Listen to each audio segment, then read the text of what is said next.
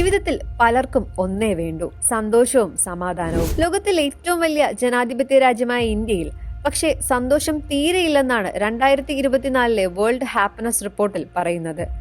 അയൽക്കാരായ പാകിസ്ഥാനെയും ചൈനയും നേപ്പാളിനെയും ഒക്കെ അപേക്ഷിച്ച് സന്തോഷത്തിന്റെ കാര്യത്തിൽ ഇന്ത്യ വളരെ പിന്നിലാണ്. വേൾഡ് ഹാപ്പിനെസ് റിപ്പോർട്ട് പ്രകാരം ലോകത്തിൽ ഏറ്റവും സന്തോഷമുള്ള ജനത ഫിൻലാൻഡാണ്. കഴിഞ്ഞ 7 വർഷമായി ഫിൻലൻഡ് 1-ാം സ്ഥാനം മറ്റാർക്കും വിട്ടുകൊടുത്തിട്ടില്ല. 2-ാമത് ഡെൻമാർക്ക്, 3-ാമത് ഐസ്ലൻഡ്, 4-ാമത് സ്വീഡൻ. ആകെ 143 രാജ്യങ്ങളുള്ള പട്ടികയിൽ ഇന്ത്യ 126-ാം റാങ്കിലാണ്. കഴിഞ്ഞ വർഷത്തെ അതേ റാങ്ക്. പാകിസ്ഥാൻ 108-ാം സ്ഥാനത്തും ചൈന 60-ാം സ്ഥാനത്തും നേപ്പാൾ 93-ാം സ്ഥാനത്തുമാണ്. ഇന്ത്യക്കാൾ ഏറെ മുന്നിൽ. എന്തുകൊണ്ടാകും ഇത്?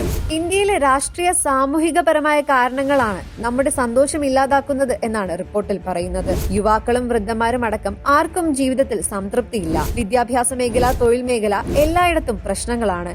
ചൈന കഴിഞ്ഞാൽ ഏറ്റവും അധികം മുതിർന്നവരുള്ള രാജ്യം ഇന്ത്യയാണ്.